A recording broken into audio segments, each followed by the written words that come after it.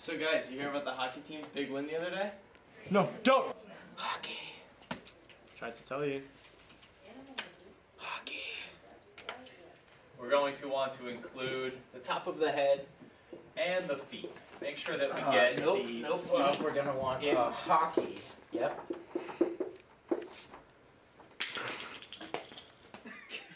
Mike, stop. Mike. Hockey. Hockey! Mike, stop. Come on, Mike, Guys, hey guys, can you let me in? Guys, come on. Guys, I'm sorry.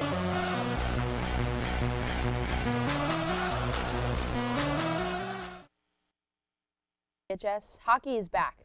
They've had a pretty good start this year, but don't forget to support our team at Menin Arena. I'm really proud. Some of my dogs are on the hockey team. Oh really? What breed? Hockey Spaniel. Sorry, no, I can't do this. No, I can't work with it. I'm sorry. Here's one coffee. Yeah, no, thank you, I appreciate it. Anyway, speaking of dogs, the CHS ASPIN Club is holding a holiday drive for sheltered pets in need. Let's take a look.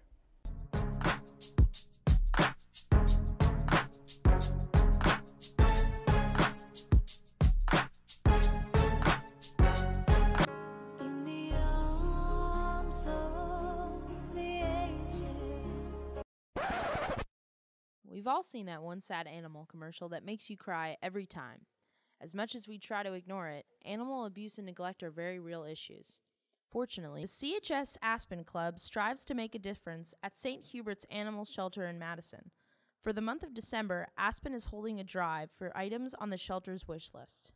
Well, I joined the club because I've always had a passion for animals. I've grown up around many cats, and I just always felt a special connection to animals. I don't know how to explain it. I think in my family we've always adopted pets that were in a shelter.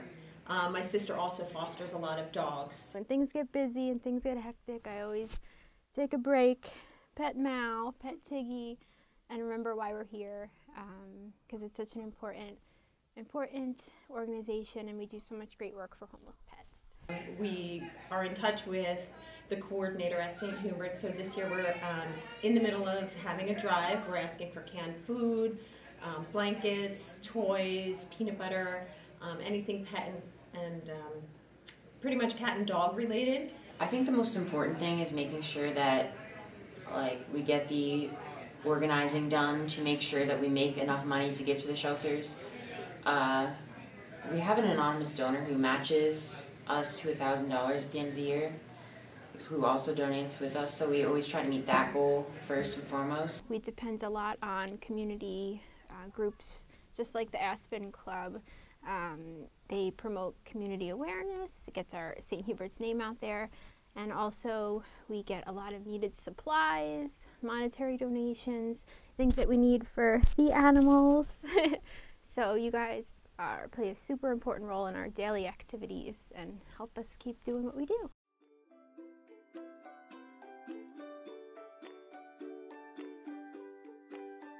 In the future, the ASPIN Club looks to raise the bar with even more fundraisers and pet supply drives. They also plan on taking a visit to St. Hubert's to meet some animals and employees. In addition, the ASPIN Club is always looking for new members since the club officers are all seniors and hope the club continues to be successful once they leave.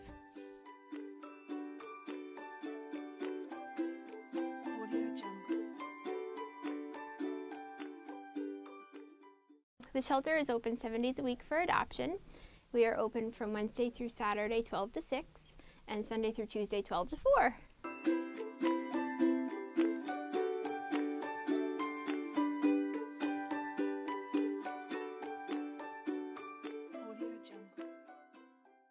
And I thought aspirin was just something you take when you have a headache. Ha ha ha, very funny. Justin, aren't you involved in Chatham's EMT cadet program? Yeah, Molly Kay and I actually had a chance to sit down with some of my fellow cadets. In 1936, a local emergency squad was created as part of the Chatham Fire Department. 11 medically trained firemen comprised the first emergency squad.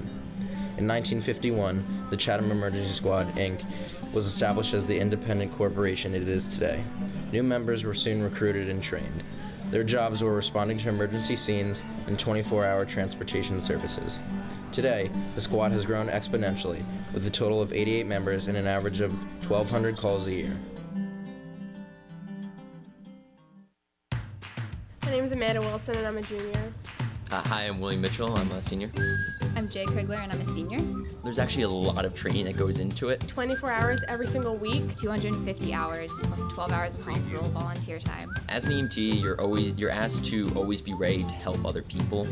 Basically what the cadets do is we get 3-hour shifts. We respond to all the 911 calls in Chatham.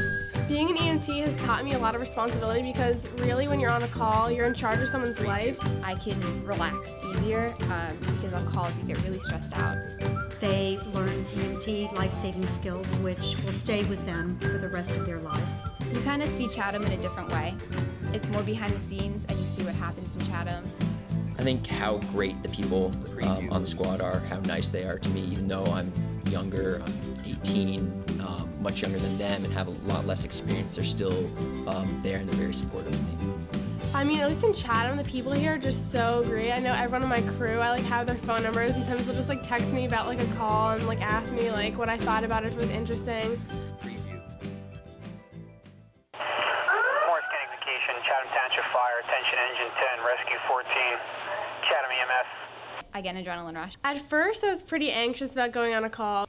At first excited, and then on the way to the call I get a little nervous. So you have to be really careful with what you're doing, and you can't just be impulsive and do whatever you want. You have to follow protocol, and something that's given me a lot of discipline that's helped me in school as well. Because I know that I have these responsibilities, and I don't want to screw them up, but also determined to try to do everything that I can. Where I'm okay, these are my basics, this is what I have to do, this is what I need to remember, and then when I come back, I'm always I have that moment of, oh my God, okay, it's okay, it's done, it's fine. If you'd like to get some information in the cadet program, a mandatory meeting for potential cadets with their parents, and that is scheduled for Thursday, January 22nd at 7 p.m. at our township building, which is at 45 Spring Street.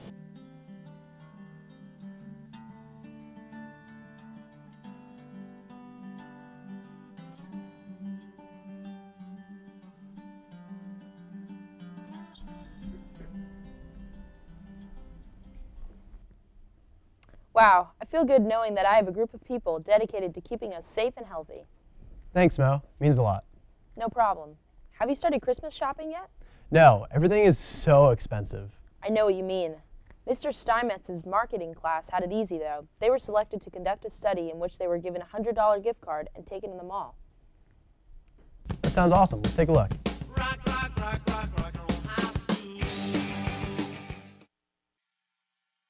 Recently, Mr. Steinmetz's class, Marketing in the 21st Century, took a field trip to the Garden State Plaza Mall to participate in a focus group. While there, they were each given a $100 gift card to purchase anything they would like. This helped the marketing analysts to predict future trends. So the field trip was the Bank of Montreal's mall walk, and it's an opportunity that we had to participate in marketing research is what it comes down to. We got involved through networking, our professional networks, and the opportunity was passed along to me. I proposed it to the students as an opportunity to participate in the marketing research, and they jumped on it. They said, you know what, real world experience is really what students value, so that's what we went with. The analysts are interested in what happens with the segment of that particular market, and in order to better understand the retail segment, what they did was they invited us to come to participate in shopping like we were actual consumers. The intended outcome was real world experience. We really need to connect what we're doing here in the classroom with what happens outside in the world. And that is something that we accomplished very well through this particular experience, I think. The Bank of Montreal conducts this focus group every fall around Thanksgiving to see the purchase trends for the holidays, and if you buy stuff for yourself, gifts, and given $100, what you will spend it on. The students, basically, we met up with the sponsor when we first arrived.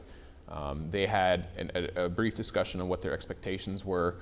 They handed out gift cards, which we were then able to use in order to purchase products. We were given a $100 Amex gift card and told we could spend it at any store we wanted. So I ended up spending most of my money at PacSun, buying t-shirts and sweatshirts. At the conclusion of the shopping portion of the activity, we all came together and we sat down with the analysts, and the analysts had questions for us, we had questions for the analysts, but basically it was us sharing our thoughts through specific questions that were posed by the analysts, by the sponsors of the event, for drivers behind our decision making. They gave us a packet that we had to fill out, and we basically just talked about like upcoming trends, like what we see around kids around the school wearing, what we're wearing, things that are dying. And the Q&A after was actually really interesting. I didn't realize how they really took our opinions and what we were really shopping for into consideration. Did you almost buy something else and you decided not to? And why did you decide not to? And which styles would you not even consider? Those are all important factors that come into play and are very, very important for our focus group. That was really interesting. I have so many questions about that class. Speaking of questions, let's check out this week's question of the week. I got questions all in my mind.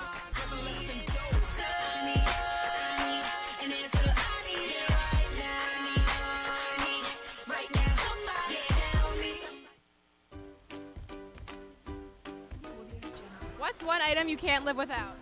Connor Murray. The love of my friends and family. Zac Efron. Say Franco. Oh, my dog. Milk. My phone. And my dog. I would say my sister because she's a beautiful young woman and I really respect everything she does for me. Probably pants. Bumblebee tuna. What's one item you can't live without? This bagel. Star Wars Battlefront 2. My mom. Water. My beautiful sister, Maddie. What's one item you can't live without? I can't live without my makeup. Fruit snacks. My refrigerator. What's one item you can't live without? I would say Starbucks because I'm a true white girl at heart. My physics group chat. My sister's clothes and makeup because she went away for college and I stole everything. The essentials of life. My car. I would have to say my BQ corn nuts. Probably my cell phone. Phone. My phone. Thanks for watching, guys. Tune in next week when we interview Prince Williams and his wife, Mrs. Williams, and his son, Lil Williams.